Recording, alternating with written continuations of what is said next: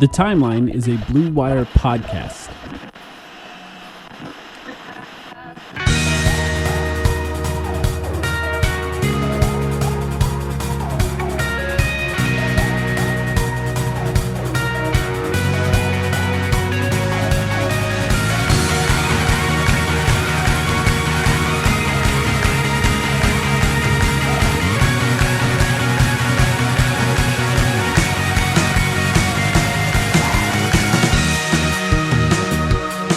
Welcome to the Timeline of Phoenix Suns podcast. I'm very, very excited about this episode. My name is Mike. As always, here with Sam. How you doing, Sam? I can taste it. I am great. We are so close. Tons of stuff going on in the Valley at the moment. First of all, congratulations to the Phoenix Mercury, who are in the WNBA Finals. Rarely get the opportunity to talk about them on this podcast, but we are obviously a Suns podcast, and we are so close. As training camp winds down, this episode that we do every year, if you're new here, you know we do it every year, if you're old, is really when it starts to feel like, okay, we're back. Yeah. To me. This is a huge tradition that we do. And so, that's right. You already, I'm happy. Those of you listening already know what it is, and that's us, joined by our friend, our lawyer, and a longtime guest on this podcast, Max McCauley. Max, how are you doing? I'm doing fantastic. Thanks, guys. It's amazing to be back for this. We were talking a little bit before we got started here how excited we are for this particular season. The stink is off a little bit, and we'll get into a little bit more probably what that means in a little bit. Before we start, you mentioned the Mercury getting to the finals. Do you guys think the Suns are going to follow them? Is this the Suns' time? I think that Matt Ishbia is going to tweet something like, the Phoenix Mercury and the culture we created, we're mirroring that with the Phoenix Suns or something like that. Oh, for sure. He is. That is such a good call. He's 100% going to say something like that. The Mercury for like 20 years have been kind of the most successful sports franchise in the Valley. Yeah, I think between them and the Arizona Rattlers, I don't think they exist anymore, but they were killing it for a while. Yeah, I don't think the Suns, certainly not the Cardinals. No. I don't think anyone else really only the Diamondbacks has have an a argument. They're the only ones. So yeah, and they're not very good right now. So, but yeah, it is. They are the most successful. They have a chance at, I think it would be their fourth championship if I'm not mistaken. And I was at, by the way, I'll just say it. I was at the last game, their closeout game. Against Minnesota, and they're just awesome. And the building is like rocking for those games. They do general admission for the upper level for those games, so you could just buy a ticket. It was $35, and you could just go and sit wherever you want. And it was like maybe 3/4 full in the upper level, and the entire lower bowl was sold out, and it was rocking. And they are a fun team to watch. I'm hoping. Not to call Matt Ishbia out from the beginning of this podcast, but I'm hoping that he does do that. What I said he will say that he did, which is create some of that culture with the Phoenix Suns. I think maybe the talent from the Mercury is a little undervalued when it comes to that conversation, because they're also a very talented team. But Max, you mentioned that maybe the stink is off a little bit for this team. What do you mean by that? And are you excited about this upcoming season? I'm very excited. Obviously we all had very, very high expectations going into the last couple of seasons with Kevin Durant, as was very natural to have high expectations, right? The expectations are much lower this season, I think, for everybody. This team is not, I joke this team is not going to go to the finals. We'll talk about it. I don't think they're going to go to the playoffs either. I think, most people don't think they're going to go to the playoffs. But, sometimes the lower expectations is going to make it just a little more fun experience to go through it. We just kind of enjoy watching the team rather than worrying about the fact that they're not, above 500 or whatever. And just, I think everybody understands it just didn't gel very well with all those guys. I think Booker and Durant, at the end of the day, it seems like they're still friends and buddies. They don't play well together. They just don't. They're, in my opinion, too similar. I just think this team has a chance to fit together better. Just kind of everyone kind of knows their roles better. They won't have the talent necessarily, but they'll just be more fun, be younger, be more athletic, just not be a chore to watch night in and night out. Yeah, it's youth, it's athleticism, it's pace is, a word that's being thrown out there a million times. Mm-hmm. And we talked about, I think last week, Max, just Mike and I, that pace is always one of those words that just gets thrown around during training camps. But this time it feels a little bit more authentic and we'll see. We'll have to hold them to that. But certainly they have the personnel to play much faster, to emphasize defense more. And yeah, just the stink of expectations being gone. I think what's really interesting as, we do the over-unders today, I'm curious where you landed on a lot of these, Mike. I think you usually set really good lines. It was hard.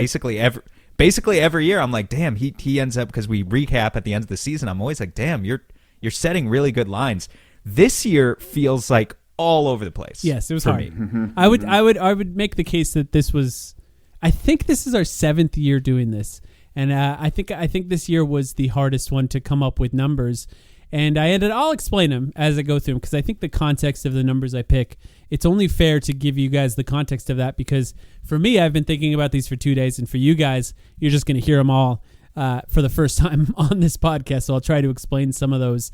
But yeah, it is that time of year in that there's training camp, interviews and footage being put out there. There's lots of Suns media stuff and clips being posted to Twitter. And at the same time, I was like, when do we do these episodes? I looked it up. I'm like, it's already now. Like, we're really here. We really have a preseason game Friday. I still can't believe that we're recording this Wednesday night. There's a game in 2 nights, and we get to watch the China trip is definitely throwing things off. It's earlier than normal. Yeah, from that perspective, If anyone doesn't know, the Suns only play 4 preseason games. I think maybe most teams are playing 5, and the reason for that is because they're playing 2 games. Are they both against the Brooklyn Nets? I think they're both against the Brooklyn Nets. They are, yeah. In China. At 4 and 5 in the morning, Phoenix time. Wow. That is 7 and 8 in the morning for me. I'll be able to watch at least one of those. I think one is on a weekday, and it's going to be tough. Yeah, I might record those ones. Yeah, I'll have to record the ones that I can't see live. Anyway, it's going to be tough for the Suns. It's also tough for the Suns because they play this game on Friday, then they travel to China, then I think they don't play for a full week. So game on October the 3rd, next game on October the 10th, and after their last game in China, their second one against the Brooklyn Nets, they have a 15-hour flight home to Phoenix, and then they play like 24 hours after that. They play 2 days later. They have a game 2 days later after playing in China. It's kind of crazy. So this is very strange. I think, like, honestly, low-key a big challenge for Jordan Ott in his first ever training camp / preseason as a head coach to try and navigate all of this with his players, figure out what their roles are. You only get 4 games to get a look at anyone who you might want to keep, you might want to cut. Remember, there are guys like Jared Butler, Jordan Goodwin, who we're not going to know their status for a little bit. You've got all the 2-way guys, CJ Huntley, Kobe Brea. Who's the other 2-way guy? Isaiah Livers. Yeah, I forgot his name for a second. Apologies to him. But they have to decide the status of all these guys, and I think it's just going to be challenging given this trip. I understand it's a global sport, and Adam Silver wants to market the sport internationally, but it does make things a bit weird. I did not hear about the China trip. I know that United States-China relations aren't at their all-time high right now, but we're really sending the Nets and the Suns over there. That's rough. That's a really good point. I wonder why they chose those 2 teams. I'm sure there's a willingness by the owners. I mean, it's definitely because Michael Porter Jr. is just a household name in China, for sure. That's got to be it. Yeah, we're not sending our best. We do have... Well, let me just explain this episode. I always like to think there are new people listening. So what we do every year is, as you know, there's an over-under of wins for each team that are posted on gambling sites. Those over-under numbers, Bill Simmons famously on his podcast will do an over-under episode where they try to predict the over-under wins for every team in the NBA. We go beyond that. Not only do we have the over-under for wins, which is the end of this podcast, we'll talk about the over-under for wins that is on FanDuel's website. That's the one I chose. I also make up a whole bunch. I just make up, I think I have like 12 or 13 this year of fake numbers that I just made up. I didn't look up any numbers. I just did them based on the top of my head for random players throughout the season. And then we, as a group, will guess over and under on each of those today. Before a single minute of even preseason basketball is played, we're going to make our guesses today. At the end of the season, we'll come back together. We'll have a conversation where we'll figure out who won. The other part of this is I will have a Google form that will be in the description of this episode, also posted to our Twitter accounts, that you can fill out, listeners of this podcast, and you'll be part of the competition as well. All of you together will be the voice of the people, and you'll have a chance to win as well. In the past, all of us have won. I've won, Max has won, Sam won last year. Actually, I forgot to mention on our very depressing end of season episode from this last year, Sam won. Congratulations, Sam, for winning. on this last one. Thank you. And the people have won in the past. So even democracy has prevailed in this exercise before. Yeah, yeah, and incredible. They tend to be the most optimistic. So it may have been the 22 season that the people won because that was the season where everyone was good. But there is a preseason game Friday. We're going to start with Mark Williams because there is some Mark Williams news, and the Mark Williams news is that he's not playing in that preseason game. I'm excited to have this conversation with you, Max, because the team is so dramatically different from the last time we spoke that essentially all of the people we're going to talk about today is sort of a new conversation. It's all, at the very least, in a different light from where it was at the end of last season. Mark Williams, it appears based on what Jordan Ott was saying, Mark Williams is not playing not because he's injured, but because they have a plan to get him into a certain kind of shape before he even starts playing 5-on-5 drills in practice. And this is sort of a long-term, it seems smart, assuming they're telling the truth, it seems smart that they have a long-term plan to get his legs right, to get his body right, and then they're going to get him into 5-on-5, and then he can start playing with actual games in the future. And look, they traded 2 first-round picks for him. He is a free agent at the end of this year. So I understand that they have a long-term health plan for him, and I hope it is the right plan. There has been guys in the past, Steph Curry, for example, injury-prone at the beginning of his career, had to relearn how to run, and it dramatically impacted the rest of his career, of course. So there have been guys who sort of fix things at certain times with long-term plans. Before we get to the numbers here, what do you think of the Mark Williams trade, Max, and sort of how do you feel about the Mark Williams experience going into this season? Yeah, I liked it a lot, especially for the 30 seconds before we drafted Malawach after I found out about it. Yeah. It seemed like a lot to invest in that particular position at that time. But I do think, Mark Williams, I don't think anybody has questions about him as a basketball player, really. He's a good player. I think that's pretty widely known. Obviously, you got into it there. The injury stuff is the big question with him. He failed the physical with the Lakers famously. And just generally in his career hasn't been healthy. So I'm glad they're taking the approach you described to this. Obviously, the proof will be in the pudding a little bit, and it may just be a lost cause. But also, yeah, he's super young. There's no who knows. It's one of those things. It's hard to really predict. I really did like the gamble though for them. He's young enough where it made sense kind of with their new timeline that they're on, the Suns. Now that they've gotten rid of their older guys, most of their older guys. So I like the trade with Malawach. It's a little weird, but also Malawach is so young that I think it's fine. And if he's really good, Mark Williams, and then eventually Malawach takes over, it's what we all hope. He's probably tradable. So at the end of the day, I like it. I think it makes sense. It's a lot to invest, but it's good. Sam, what do you think about him not playing and the plan that they have?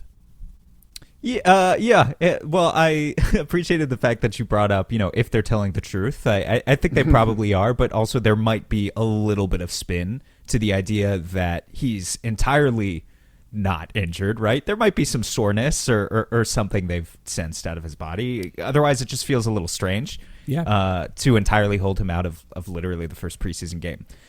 But yeah, I hope they have a long-term plan for Mark Williams. I certainly do. To echo Max's point, he's really young.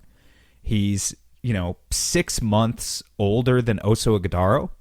Just to give it an idea of kind of another prospect on the team who will. I don't know if you have any Oso lines for this episode, but a guy who maybe we'll talk. Yeah. Okay, well, a guy we apparently don't care about and won't talk about on this episode, but another guy. What could I possibly have for Oso Ighodaro? Floaters. Over under 80 floaters. I don't know. Over under 1 mid-range jump shot. No, I think Mark Williams is I'm adding that really talented. Okay, fine.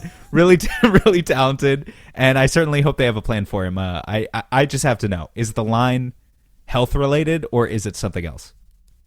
I'm really curious, and to be honest, the most important number with Mark Williams is games played. I'm not going to put that on here. I'm just right. I'm just not. I just don't feel comfortable doing that. I don't think it's a good idea to just talk about a guy's health in that way. But he even talked about it. The thing he wants to prove more than anything else is availability, his ability to stay on the floor. But what I did do is points and rebounds, because I thought points and rebounds were an interesting place to go for him.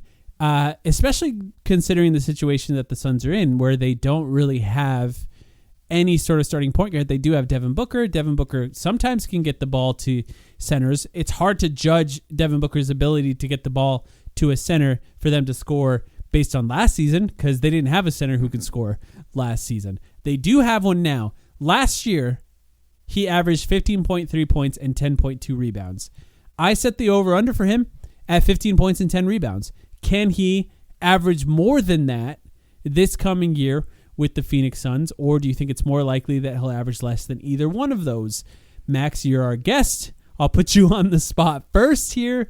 Mark Williams, over-under 15 points per game and 10 rebounds per game. What do you think? I think I'm going to go over on... Am I doing these separately or together? Separately. I'm going to count them separately. It doesn't actually matter. I'm going to go over on both. I just think he's going to have a lot of opportunity. There's not a whole lot. I think Malawich, maybe we'll get to him in a bit. I don't think he's going to be ready at all. Certainly Summer League, he didn't look ready, and he's just so young. But I don't expect he'll play very much. I think it's going to be kind of the Mark Williams show at the 5, as long as he stays healthy. And when he gets hurt, if and when he gets hurt, it will that won't affect his per game averages as much. Hopefully. So anyway, I think that over, just because he's kind of be the only game in town. Yeah, I think that's fair. What do you think, Sam?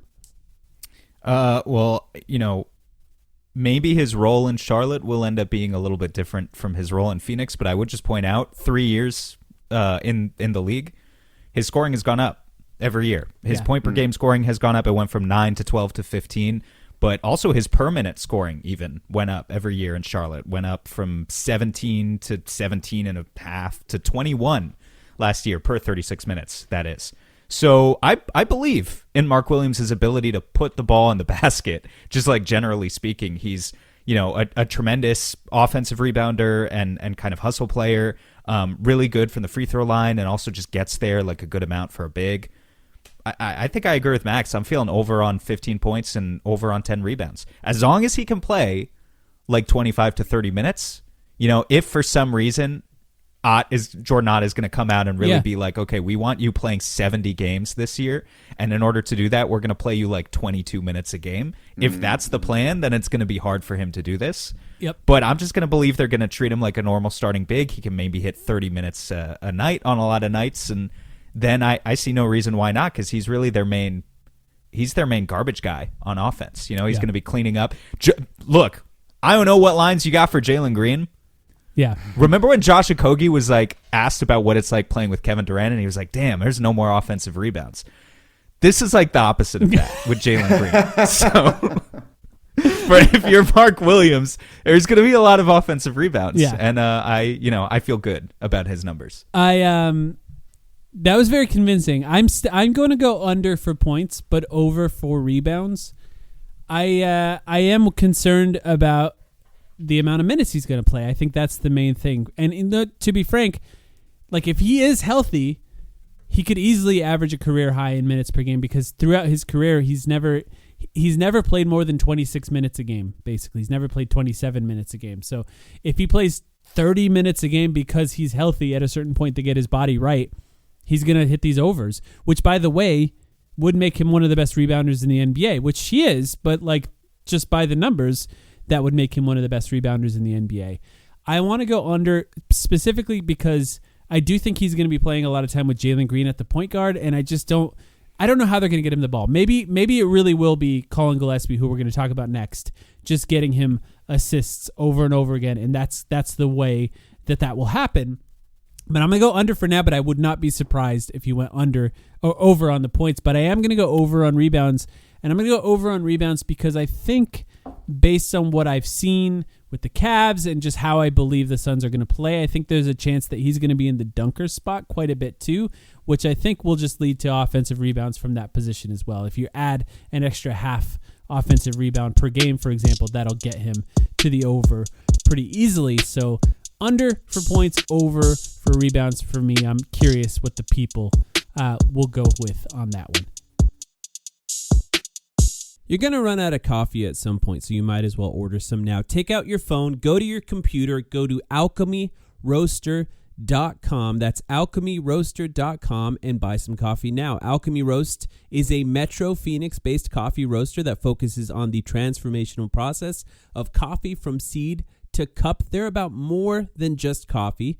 They're about passion, dedication, and community. They're a small batch roastery committed to sourcing the finest beans and mastering the art of the roast. And they do it ethically. That's right, ethical beans. You can get 10% off your coffee order now by using the promo code TIMELINE at alchemyroaster.com. That's TIMELINE at alchemyroaster.com in the promo code section of your checkout. Get some great coffee, support a local Phoenix business that makes excellent coffee, and support us on the podcast by using that promo code. That's alchemyroaster.com, promo code TIMELINE for the best coffee you can get.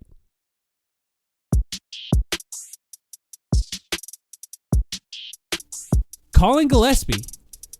Let's talk about Colin Gillespie next. This is, okay, first of all, Colin Gillespie is the only point guard on the roster right now. Now, they could go into the season with Jordan Goodwin and Jared Butler. They're both on non-guaranteed deals. I don't know that Jordan Goodwin's a point guard. I guess technically he is. I don't really think he is, though. Jared Butler is a point guard. So if they keep Jared Butler on the team, I think that would count as another point guard on the team. Now, obviously, there are people listening to this shouting, Devin Booker, Devin Booker, Devin Booker. And don't get me wrong, Devin Booker is, one of the best passers. I think he was 11th in assists last year in the NBA, but not really a traditional point guard in any sense. So my question with Colin Gillespie, and Max, I'll give you a chance to talk about what you think about Colin overall, too, is just minutes per game. I'm curious if Colin Gillespie will be treated as somewhat of a sixth man as far as handling the ball. And I put it at 17.5 minutes per game for him.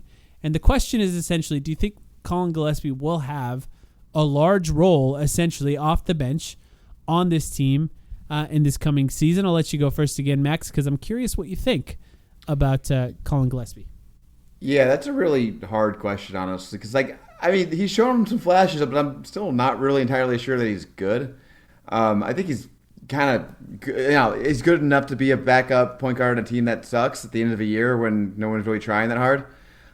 So I think it's a good line. I think, hopefully he'll show up and he'll be what we need to be the backup point guard. But I think I'd go under just because, I don't know, a lot of guys like Colin Gillespie just don't work out in the long run. Mm-hmm. So I think that's where I'd put my bet. Again, I don't hate him or anything. I don't have any issue with him. I just haven't seen enough to be sure he's going to stick, if that makes sense. Yeah. What do you think, Sam? Well, look, I'm not sure he's going to stick either. I love Colin Gillespie. I'm a believer. I'm a believer in Colin Gillespie's basketball ability. But even if I wasn't, throwing that aside for a second, it's just, like you said, Mike, the dearth of point guards on the roster. If Colin Gillespie is bad, I don't know what they pivot to. I guess they pivot to Jared Butler or they make a midseason trade.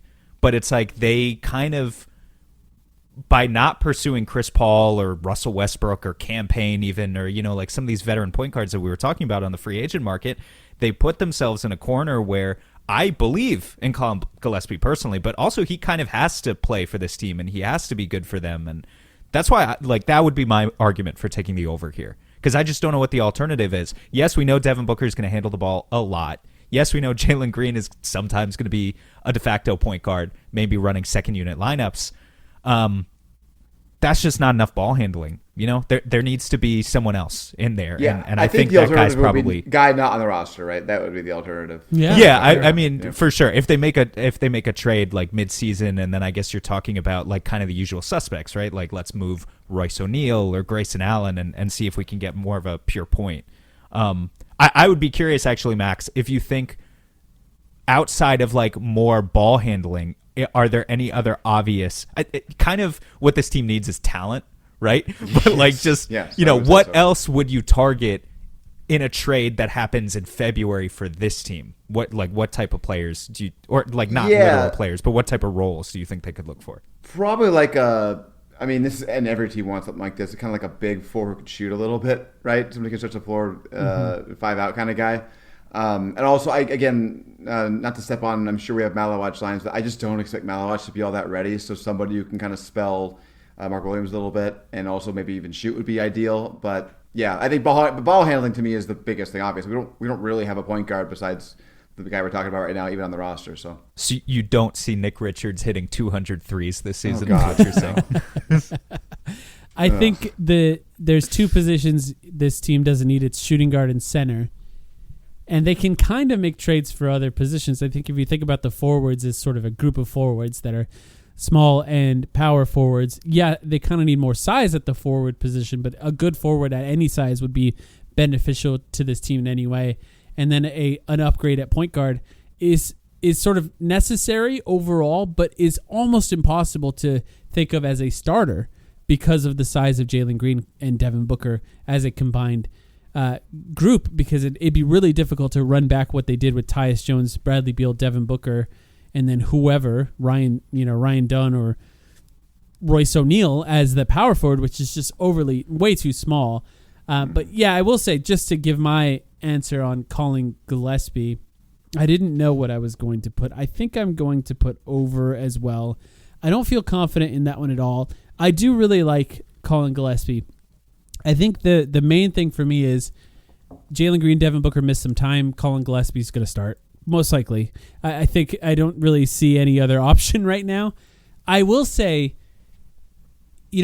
Frank... you can start like Grayson. Yeah, Frank Vogel trusted Grayson Allen to do some sort of secondary ball handling duties in that season, and that was Grayson Allen's best season in his career.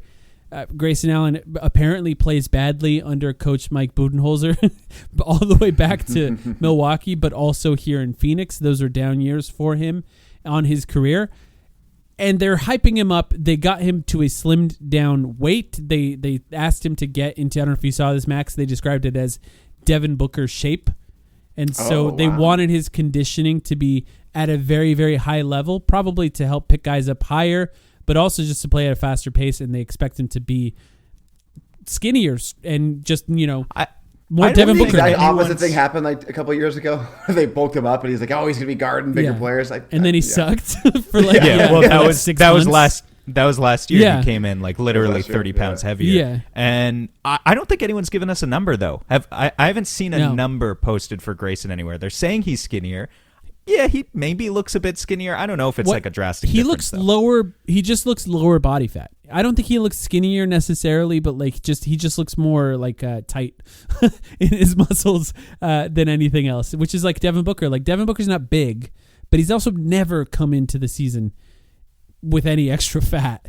Like he just doesn't come in at all with any extra fat. So we'll see. Grayson Allen, I don't have a number for him, so I wanted to use that as an opportunity to talk about what his role could potentially be. Let's talk about Kaman Malawach. First of all, Max, Kaman Malawach, what do you think? We haven't talked to you about him yet. And, surprise guy, you mentioned it. But yeah. It's tough. I mean, obviously the potential is awesome. I was very happy with the pick. I think it makes a lot of sense. The league's going back towards more size. And he has size. We saw the photos from the media day and such. He looks gigantic right now. Yeah. So that's exciting stuff. It looks like he has some skill. Looks like there's some potential, but very much the word potential is the key with him. I'll be really happy if he's awesome this season. It just seems like a really, it seems like a lot to bet on. I just don't really see that happening. How young he is and how raw he is. But I love the potential with him. I think it was a good pick. It did sting a little bit when you hear about the fact we might have been able to get that Pelicans first extra unprotected. Yeah. That could be a good pick.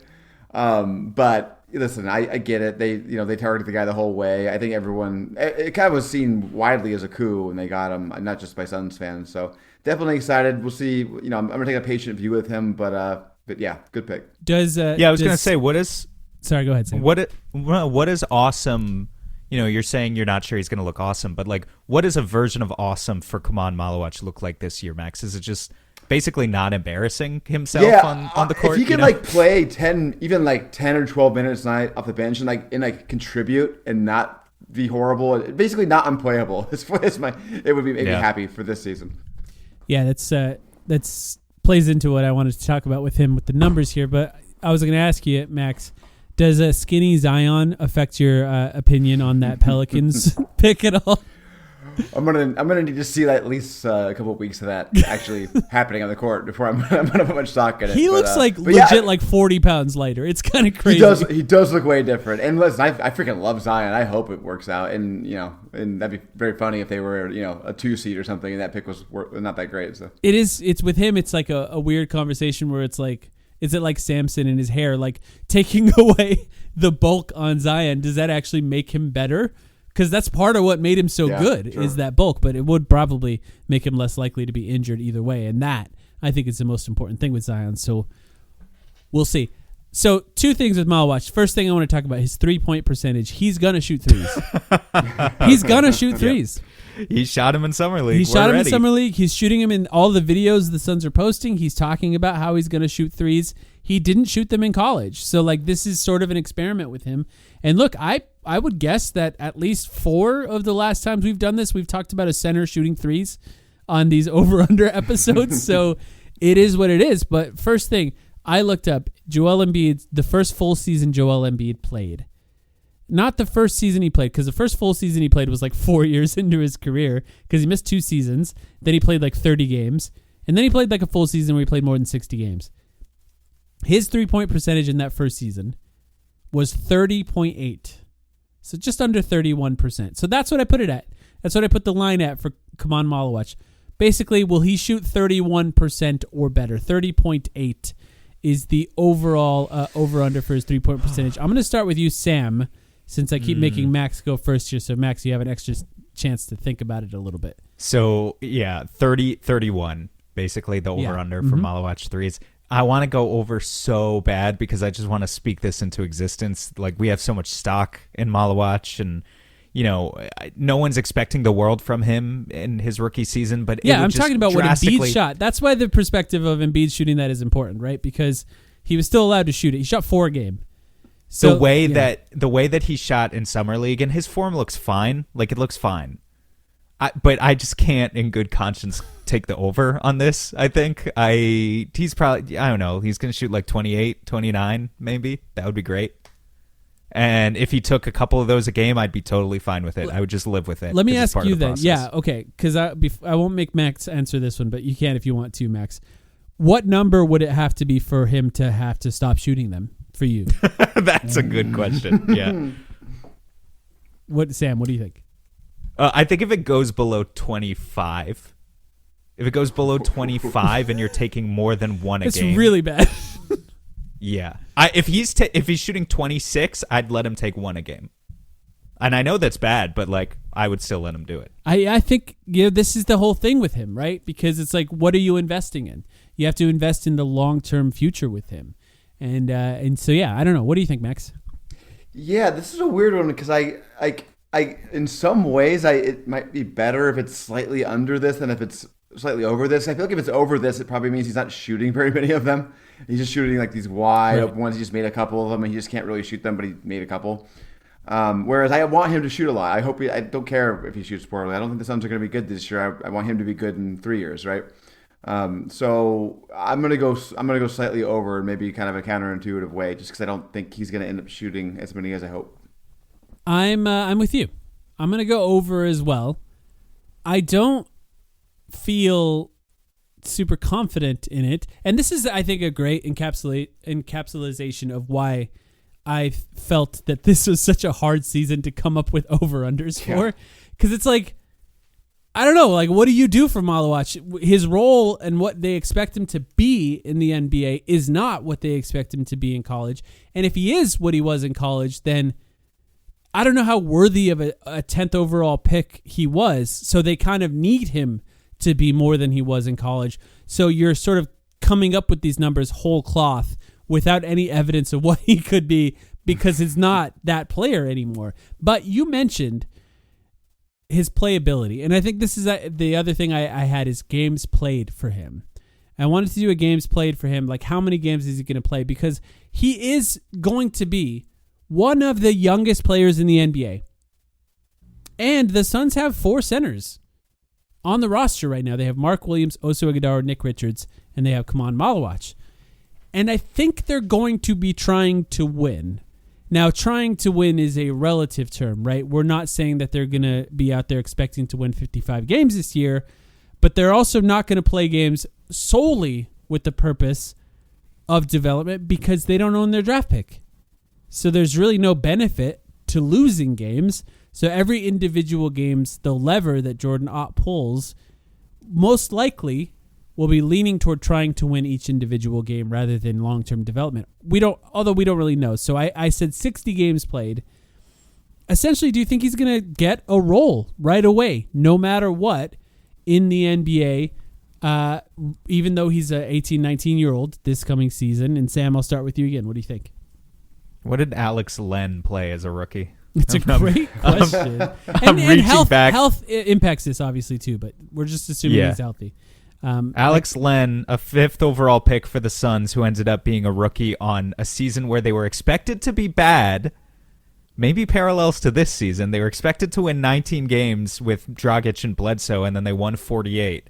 And Alex Len played 42 games in that year because Miles Plumlee was soaking up all the minutes. Who else was the...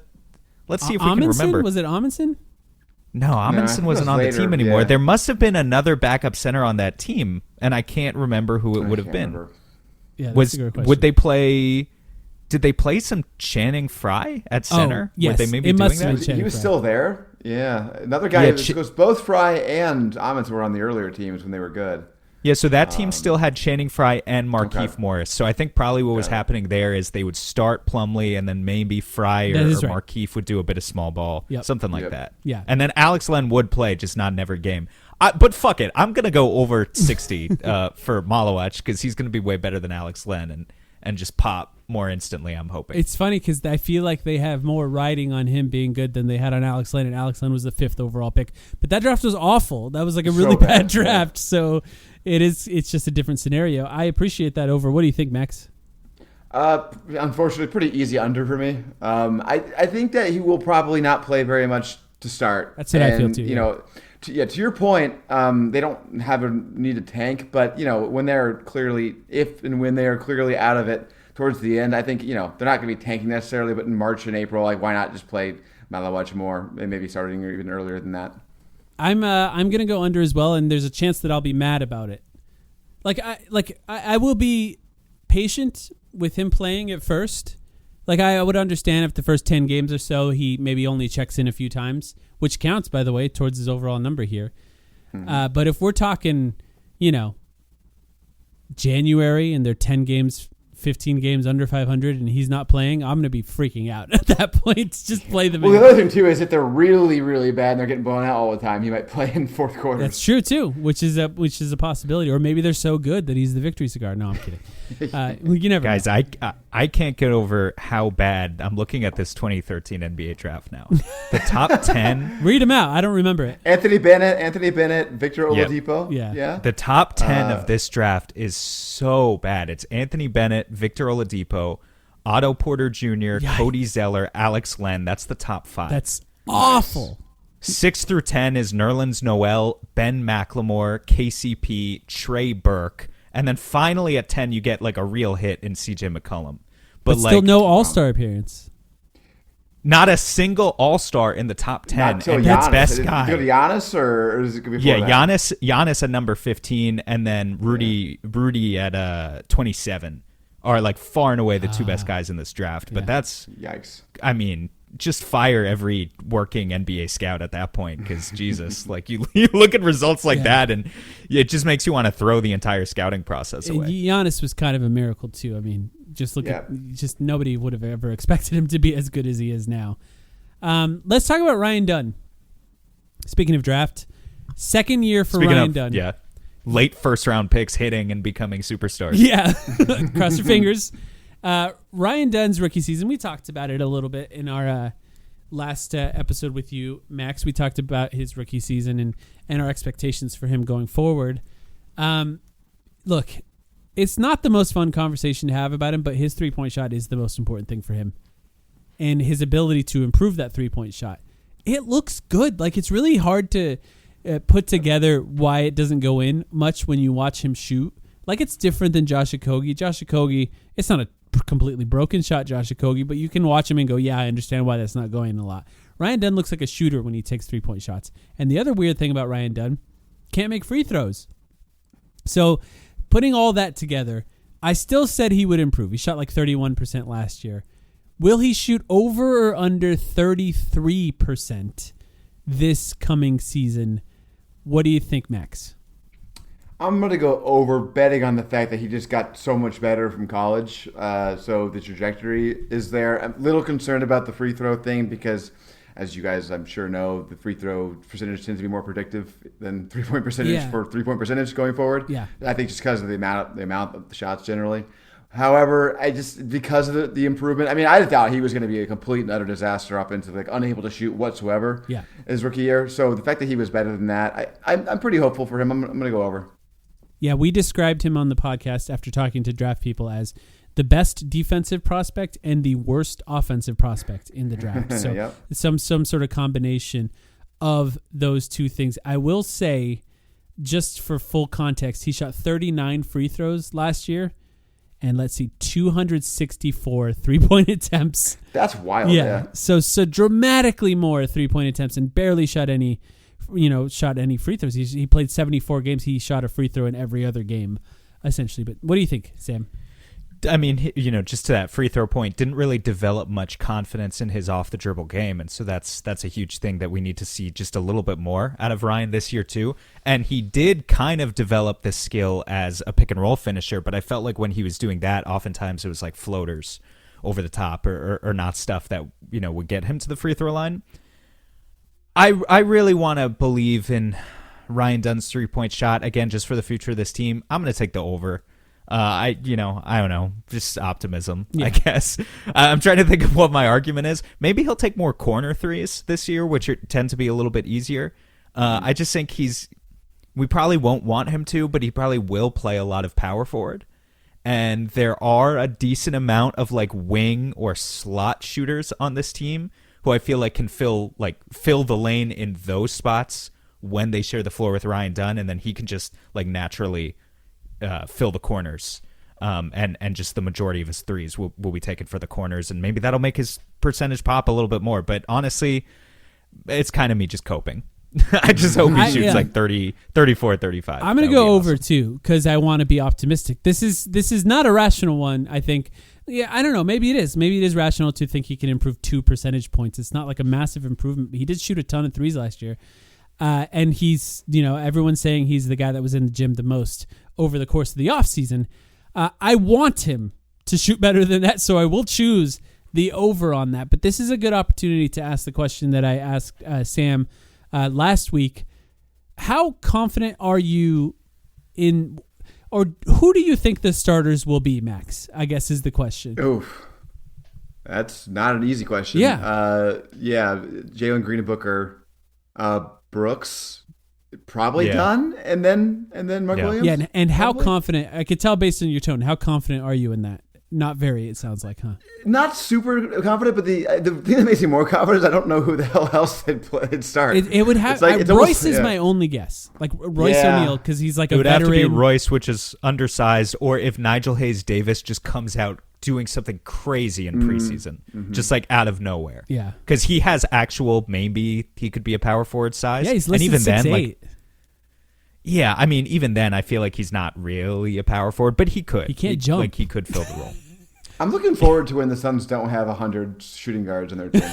It's gonna be nice. I don't know when that's gonna happen. Sam, you feeling the same about the starters? You're still feeling just as confident that that's what it's gonna be? Yeah. Okay. Well, I mean, or like imagine if Rasheer Fleming steals that spot at some point in the season. That would just be another like huge surprise. It'd be a development move, like that probably more than anything else. But yeah. One thing quick on Dunn, because I've been kind of negative on this podcast overall. I want to point out, of course, we want the shooting to get better. It'd be awesome. It really raises his ceiling as a player. But I'm pretty damn confident he's going to be very, very, very good anyway. And the defense is just so good. And even as a rookie, it was that good. Like, he's going to be insane defensively in the NBA. And his offense is already passable enough, sort of, that where there's like no chance. I don't want to say no chance, but it's very unlikely to me that he's like not a good player in 5 years, Yeah, I think he's a guy who will have a role in the NBA pretty easily, and it's just about how big that role is development is what dictates that.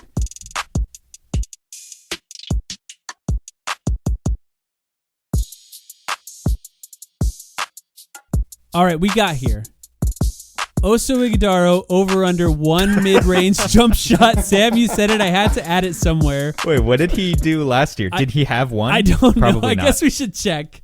But yeah, what do we count as a mid-range jump shot? Like if he throws up a floater from 15 feet, is that a mid-range jump shot? I think or do you mean a real mid-range jump shot? That is a great question. I think it should be a real mid-range jump shot. Okay, well, how do we decide that? Just watching the games and we decide? Because I do feel like we have to go by the NBA's definition of they do shots by zone, I believe is what they call it. You can go into the shot chart. If you go to like Shot Creator or one of those ones now, you can just watch all of the ones from a certain zone. And if he's throwing up floaters, doesn't count. Okay, so a 12-foot floater does not that's count. Fair. Okay, I think that's right. Because according to the NBA, he took 10 last year. Yeah. And by the way, made 6 of them. And those are floaters. So these are definitely floaters. 60% on mid-range floaters last year. Maybe he should shoot them all the time. But yes, we'll say 1, but it has to be like not a floater.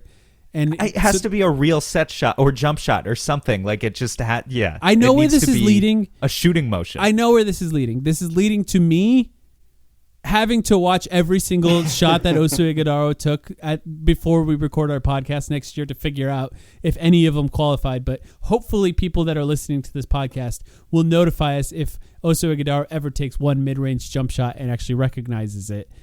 But man, the fact that we're defining it as that, I'm going to go first. I'm going to say under. I don't think he's going to do it. Because you've seen his 3-point shot. That dude doesn't have a shooting form. My initial thought was that maybe like an end of the shot clock expiring situation, but he might try to float with that too. Yeah, so I think he would try. I think if he had it at the 3-point line, he would still try and just throw it up with one hand. Oh, does a 3-point shot? Should we say mid-range shot and beyond?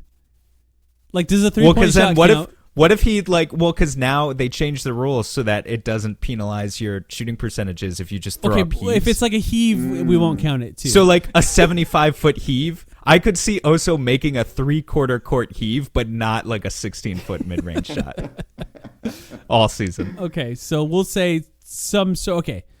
I'm going to say under. Okay. I'm going to agree with you, Mike. I'm going to say under on this one. Max, what do you think? Are we including threes or just mid-range? Let's include any actual real jump shot. Okay, he shoots with a jump shot form.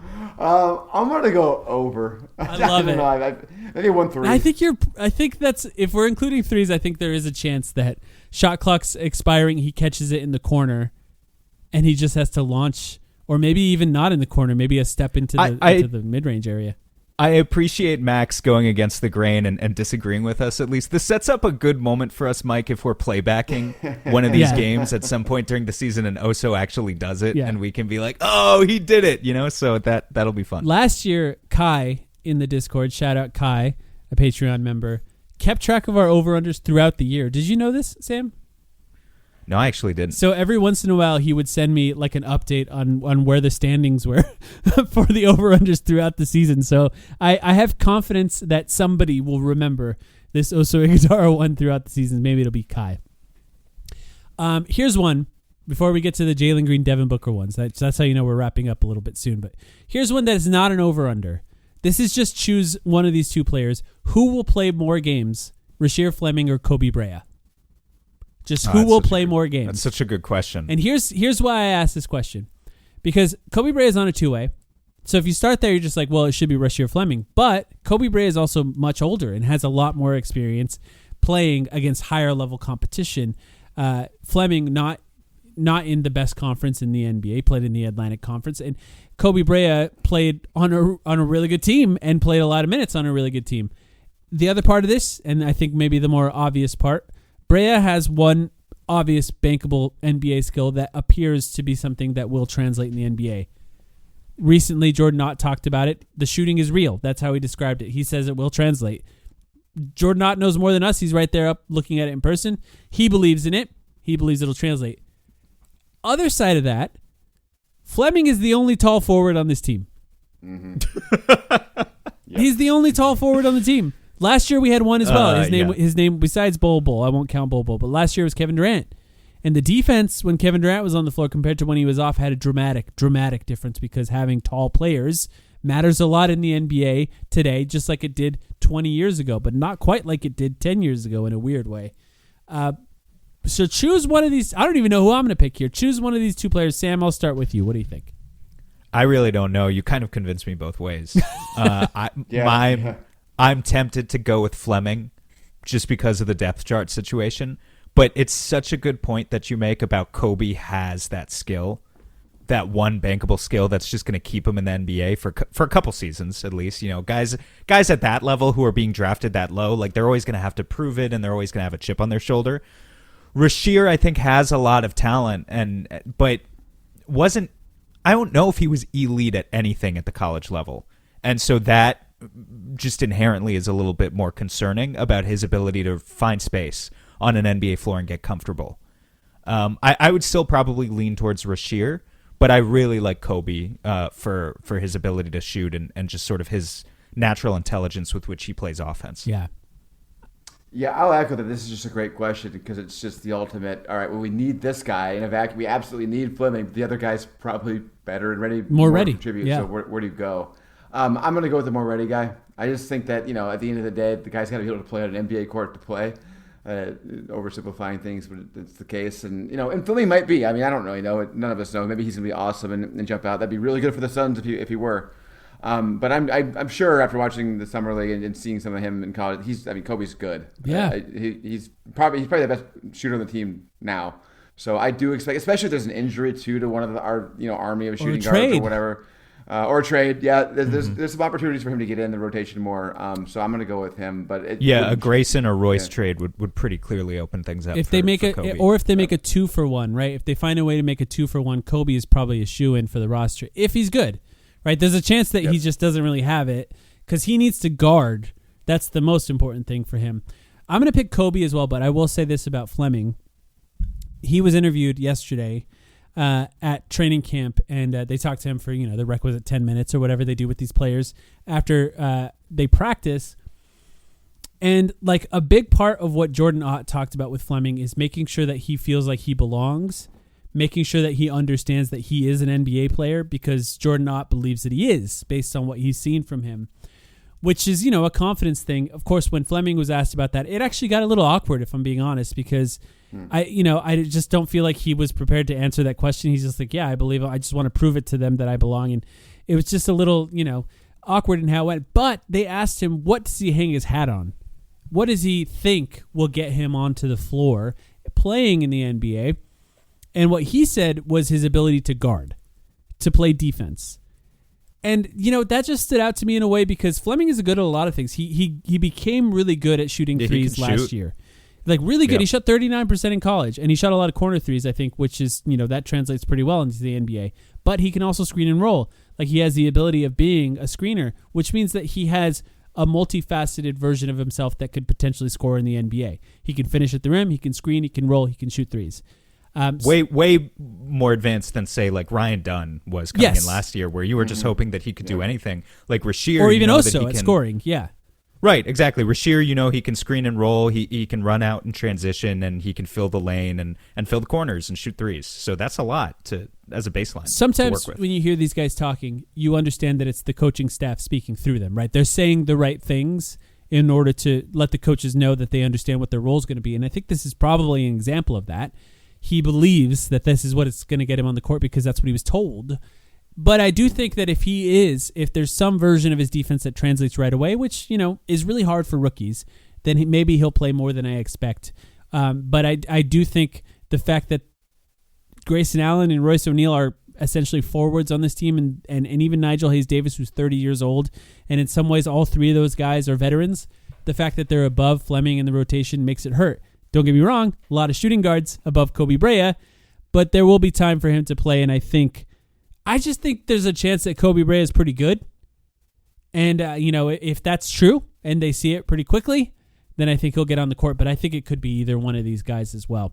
I will say, G League games this year, if they're both playing in the G League, which I think there's a chance they are both playing in the G League, could be pretty fun. Like, that's Kobe Brea launching and scoring 30 points a night or whatever, and then Fleming getting to the rim and dunking because what he can do, screening and rolling in the NBA, probably will be mitigated by the size that's in the NBA. But that's not the case in the G League. He's going to kind of dominate size-wise in the G League. Huge and long. We need to actually get you to go, bro. I'm going to go this year. It You wasn't gotta that get exciting out last to Mullet year. Arena. It wasn't that exciting No, to know. go last year. I know, it wasn't. This year with Kobe Bryant, there's a chance Kobe's just not there too, and that he's like traveling. Jalen Bridges was a bit of a bust. Unfortunately, it feels like with as far as like G League busts go. Yeah, I no, don't really like- know what the expectations. Well, were, even the but- best version of him was like off the ball shooting threes occasionally. Like, so how much fun Yeah. would that be anyway? Exactly. Yeah. Speaking of Jalen, let's talk about Jalen Green. Jalen Here it Green is. now on a new team, part of the Kevin. Max is president of the fan club. I've heard. It's part of the Kevin Durant trade. I have no idea how I'm just you feel about Jalen spreading. Green. I'm spreading misinformation. It's I have no possible idea you're how very he excited feels. about him. I actually have no idea, so we'll get your opinion in a second. But I will say, new role, playing next to the best offensive player he's ever played with in Devin Booker. Expected to be quote-unquote point guard. That was sort of negated by the fact that Jordan Knott kind of said nobody's the point guard on this team, which sort of implied it's both of them. They're both expected to do it at times. First of all, Max, what are your feelings on the Kevin Durant trade overall, and how do you feel about Jalen Green going into this season and what his role is going to be? Yeah, when it first happened, I was like, yeah, this doesn't seem like a lot. It seems like a bad trade. But kind of the more it sat with me, the more I realized they actually got an okay amount for what Kevin Durant, given his age and all that. Jalen Green, yeah, I think he's been pretty bad pretty much most of his career. The flash has obviously been there at times. He can score, just can't play deep. It's just shot selection is terrible. There's just a lot of wrong with him. However, he's still pretty damn young. I mean, he's been in the league a little while now, but I think that it's premature to like write him off as somebody who could really improve a lot. And I think sometimes change of scenery for guys just helps. They get out of sort of where they were as a rookie and where they got into their habits, and so maybe that'll wake them up a little bit. Maybe just getting traded in general, the fact a team was willing to get rid of him, sometimes that kind of shocks these guys' egos. So we'll see. I'm not ready to give up. I think I'm in the company on this podcast, not huge fans, I think is my understanding. But we'll see. And Dylan Brooks, I think that was a great get for the Suns. They needed exactly somebody that they needed. They needed somebody like that for years now. Somebody who kind of gives a shit. Yeah. Obviously, he gets his shenanigans sometimes. I have a buddy who just is totally pissed about this. It's like, does he want to watch the Suns because Dylan Brooks is on the team? But I think he's going to help a lot. It's the kind of guy that you tend to love when he's on your team and hate when he's not. Yeah. So love that. And then obviously Malawaj getting the 10th pick. That was a 10th pick and a pretty good draft. Well, we think a pretty good draft. Overall, I thought it was kind of a decent trade. Okay, so here's what we're going to do then. And also, you made me think of a Dylan Brooks one that I'm going to have to add to. But let's just say this with Jalen Green. I put his career high in points per game, assists per game, and true shooting percentage as the over-under for these. So the question is essentially, do you think he could have his best season in any of these stats? I'll tell you what all three of them are. 22 points per game, essentially. So he's like 22.1 is his career high, but I put the over-under at 22. 3.7 assists. Not an exciting stat for a career high in assists per game. And then 54.7 true shooting percentage. Not terrible, but not great as a scorer. But I still think for a guy who's 22 years old, 22 points on 54% true shooting, not exactly the worst. I will say the true shooting one, consistent. He basically shot 54% all 4 of his seasons in his career so far. That stat is pretty stagnant. The other two, like his assists per game, were all around 3 point something throughout his career as well. Points kind of varied from like 19 to 22, but even that stat almost matches his career average as well. So very consistently the same guy throughout his career, but a whole new situation, a different coach, and I think specifically Ime. They were not a good offensive team, period. But also Ime is such a defensive coach. So the question is, can he have his best season in each of these stats offensively? Max, I'll let you go here. We're doing all three of these separately. 22 points per game, 3.7 assists, and 54.7 true shooting over under on those stats. What do you think, Max? The other real wild card here is playing with Devin Booker is just totally different than anything he's really done before, right? I mean, Fred VanVleet, good point guard and such, but not like the stature of a Devin Booker to play alongside. So it's going to be odd to see kind of how they defer to each other. I hope it doesn't turn into kind of the way it's been with Booker the last few years, deferring and not deferring and such. But to get to your question, I think I'll go over on points. Just because a lot of opportunity. I don't think they're going to be very good. I think Booker will try to help him get involved and defer because that's what Booker does. He defers too much generally. Assists, I'm just going to go under on him on assists. I just don't think he's a very good passer. I just don't think he's a good passer. Yeah. In true shooting, jeez. I mean, you said he's been about the same his whole career, huh? I'll be optimistic. I'll say slightly better on that one. I think guys often get more efficient, so that's a fair thing to guess. Like that's just the one where even if it's 54.8, that's technically over, and that's still an improvement over his career. And I think Booker should help him there too, right? Booker should. There's a good chance, taking the attention away. Yeah. I think he'll probably get more open catch and shoot threes than he got in Houston. Here in Phoenix, just off the penetration of Devin Booker alone. How much more that will impact his career, I think, remains to be seen. Sam, what do you think? 22 points, 3.7 assists, 54.7 true shooting. Yeah, the scoring one's difficult. So obviously we have Booker lines coming up. And the thing is, I can't just take the over on everyone. I already went over on Mark Williams with his scoring. I mean, I could take the over on everyone. It just feels unrealistic, right? So I'm going to wish cast a little bit like what my version of a successful Jalen Green season is, which is playing with Devin Booker means he becomes more efficient. And also he embraces a high energy, high ball movement offense in which he averages 4 to 4.5 assists a game instead of 3 to 3.5, right? Like, I feel like we're not asking for that much there. If he can average 4 assists a game and 20 points on 57% true shooting, you know, like that is a successful. That's okay. Congratulations, Jalen Green. You are now Colin Sexton. Sure. Good enough. I like that's Colin good Sexton. enough. Yeah. Yeah, that's good enough for me, man. So you're saying under, over, and over. Under on the points, over assist, and over. I'm going under on the points, over on the assists, just because I'm hoping he's more of a playmaker. And like legitimately, I do think this Suns offense versus, to what you were saying, Ime Udoka's offense in Houston, if I take Jordan Knott, what he's been saying at face value, it's just going to be night and day between like what Jalen Green is used to the principles being in Houston, where they came very, very close to being bottom of the league in passes per game. It just was not an emphasis in their offense whatsoever the past 2 years. So I'm just hoping he's going to make more passes that will naturally lead to, one more assist a game or something.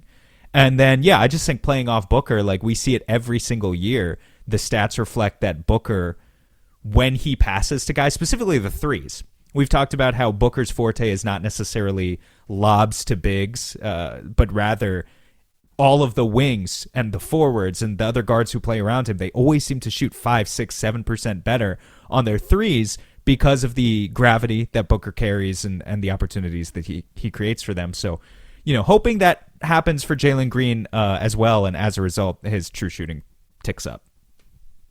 It's actually, like as you were talking, I was thinking if he played exactly like he did last year, but all he did was not be the worst mid-range shooter in the NBA, he would be over on his points and over on true shooting percentage just from that alone. Which is like, I don't know, that's all. I'll be honest, I'm kind of talking myself into the over on all three of these, which feels kind of insane for how people think I view Jalen Green. Overall, but I think what I'm going to do is go over on points, over on assists, but under on true shooting, just because I think there's a chance that if Devin Booker misses 10, 15 games this season, he's just going to be out there shooting crazy shots, and in a way they're going to need him to, like they don't really have a lot of other options, and that means that his scoring might go up because of what they're going to need him to do, but maybe that efficiency won't. And I just think 3.7 assists, I'm not asking for a lot there.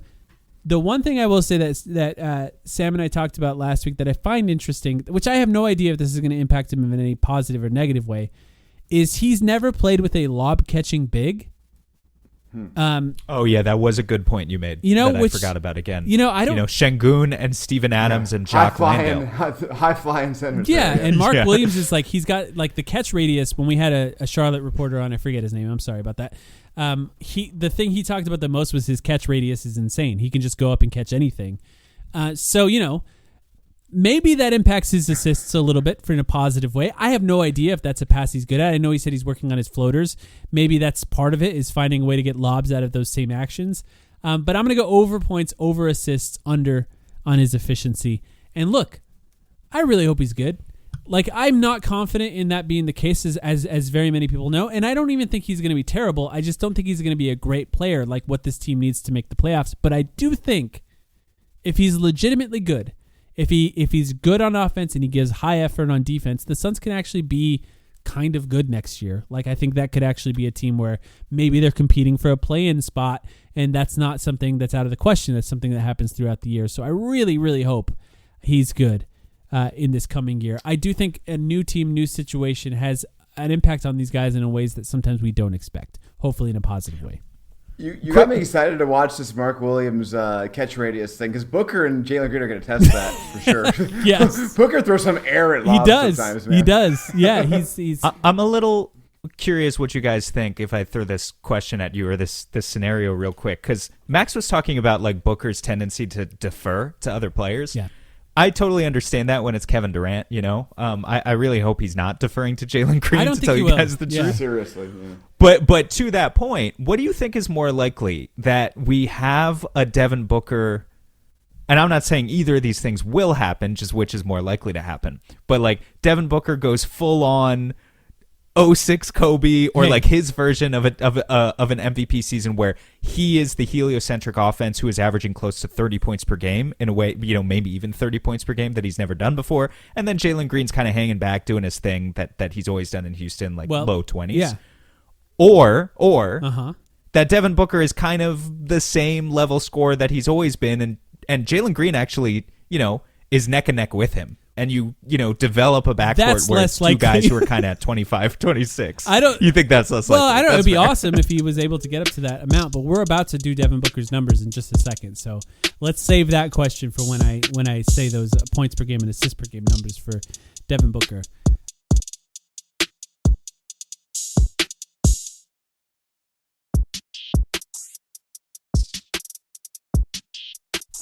But real quick before that, because I thought of this while Max was talking a bit ago, Dillon Brooks.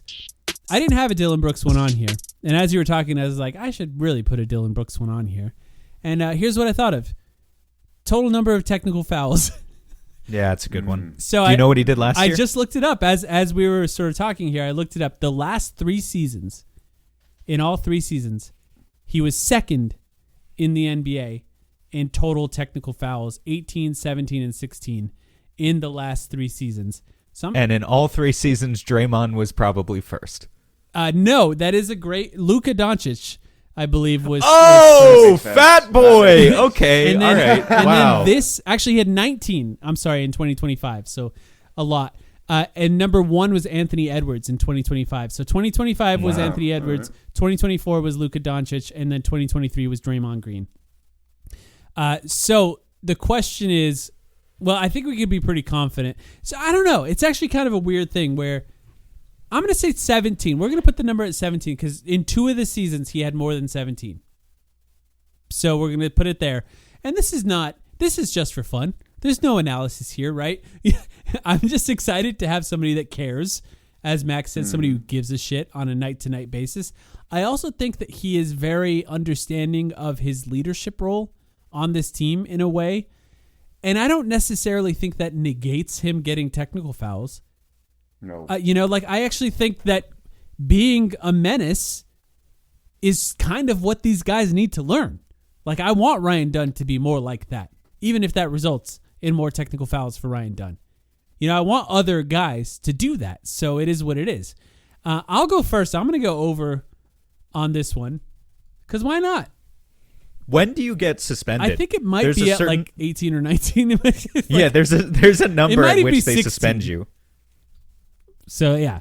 Yeah. But yeah, I could on easy over, and you kind of gave the logic for me in advance. I think they're going to kind of encourage it a little bit. 16 I think he's going to hear from suspended. everybody. He's going to hear from EJ. He's going to hear from freaking everybody. Yeah, man, you got to bring you got to bring the toughness. You got to bring the grit. Like everyone's going to be saying that to him. He's going to be, relishing the role of it. I think he's going to have a career high at technicals. okay, I love that, and I'm going to say even if they're rescinded, we're going to count them.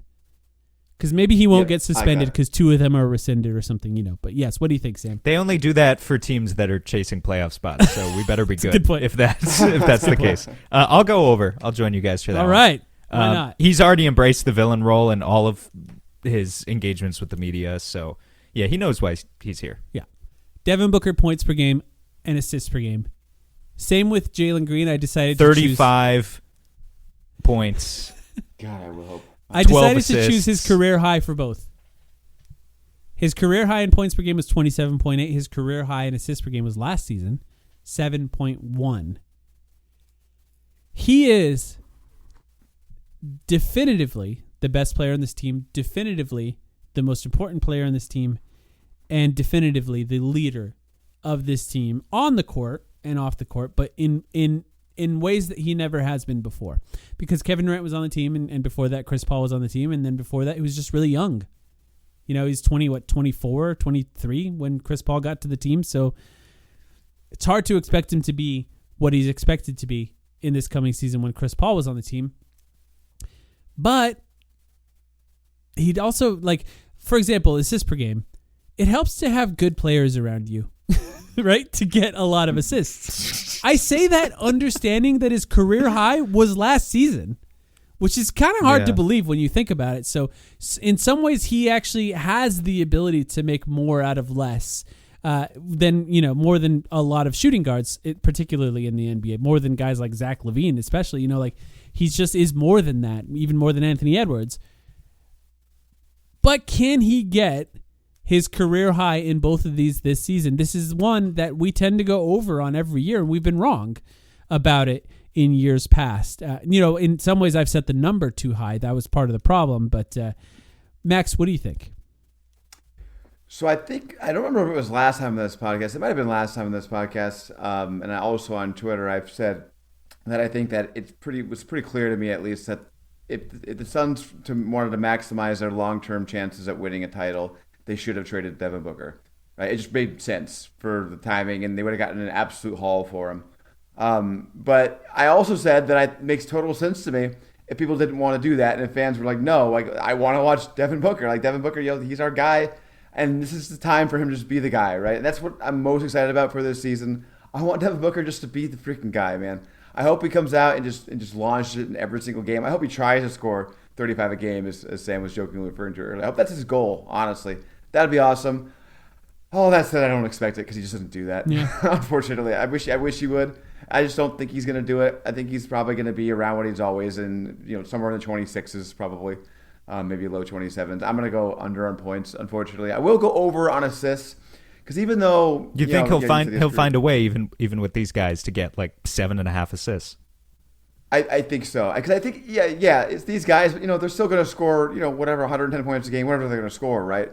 And I think he's just going to be so much the universe of this team, even more on the scoring point. Who the hell else is going to be running the offense and getting guys involved besides, Colin Gillespie and maybe a little bit of Jalen Green. I just, Mark Williams will probably get a lot to him. So I think he'll be over it just, it's by virtue of playing a lot and being the heliocentric kind of guy. Yeah. What do you think? Statistically, who I think is a decent profile here actually is the season that Cade Cunningham just had.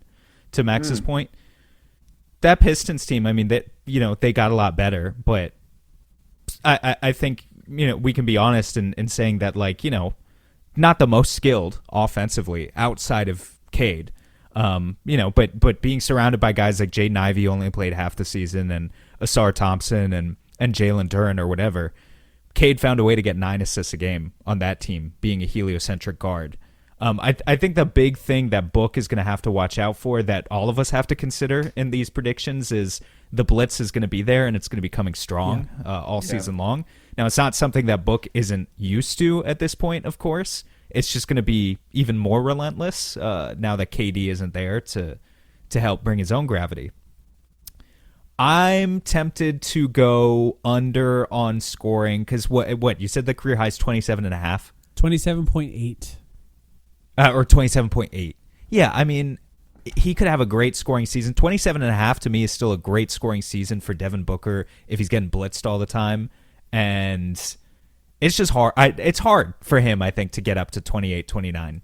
Sometimes he just defers a little bit too much. He's never done it. I don't know if he'll be able to get there. Yeah, it's hard for him personality-wise. If he wanted to, he easily could. He's so. I mean, fourth quarters are going to be his this season for sure. But he's so comfortable being the decoy sometimes. Like he's just okay with that, and because he sees it as the right basketball play sometimes. Being a screener and all that, and that's why I even struggle with the assists a little bit. Like, so what I want to say here is under on points and over on assists. Like he could average basically 26 or 27, and then 7.5 to 8 assists. Yeah. I want to say that he can do that.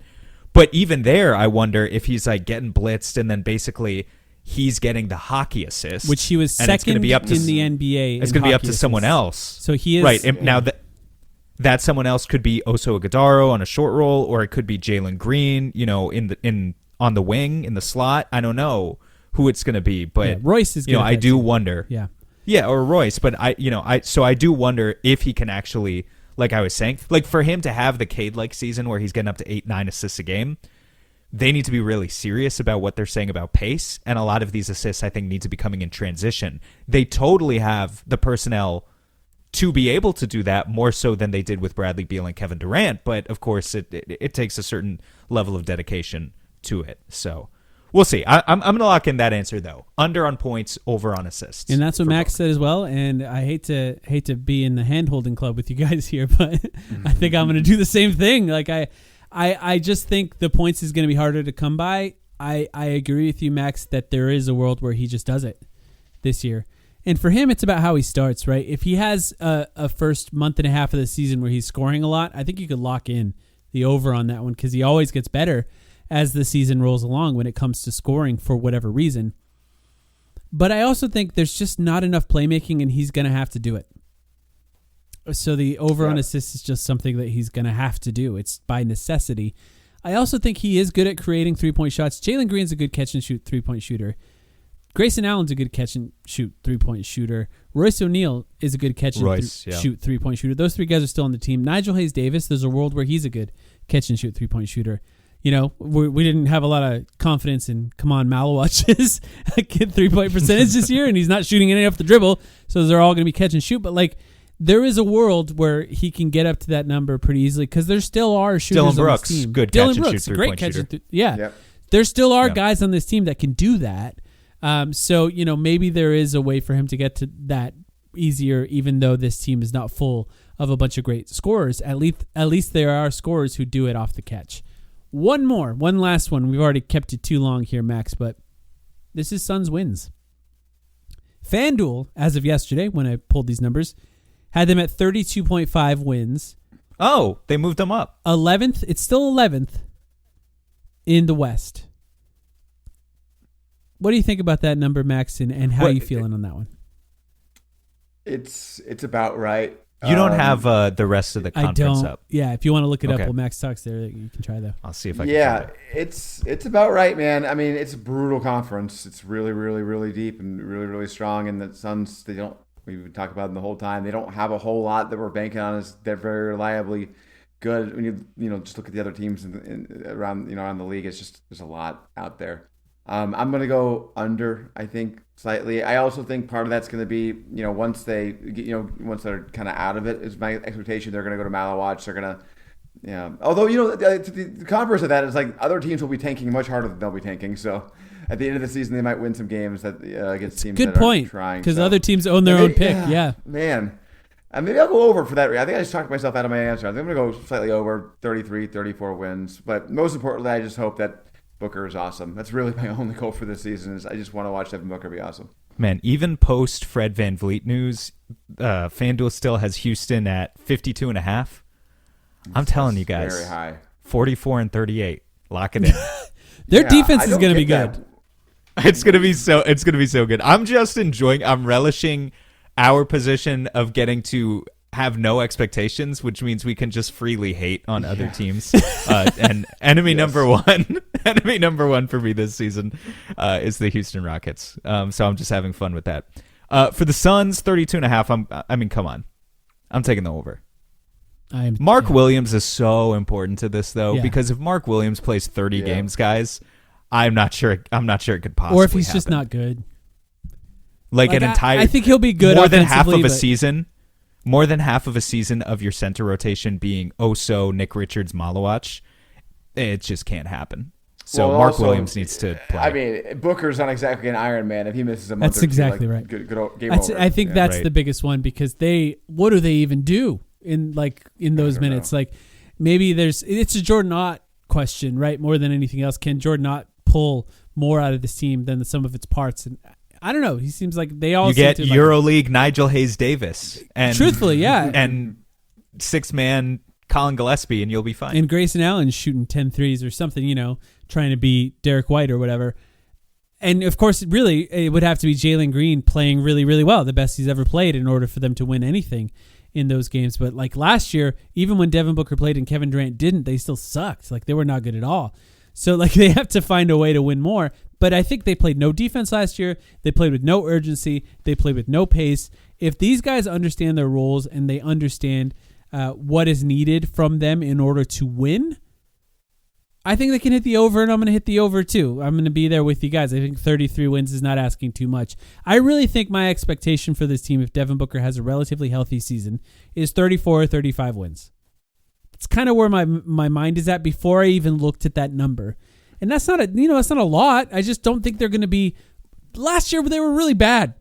And like, they didn't win much more than that last year, so I just don't think there's a world where they're a lot worse than they were last year. So that's kind of where I'm at. Overall, this is going to be a fascinating one to track throughout the season. I think I'm glad we added a couple extra, an Oso Ighodaro, a Dylan Brooks one in the middle of this podcast, and we can track those ones as well. Max, I really appreciate you joining us year after year.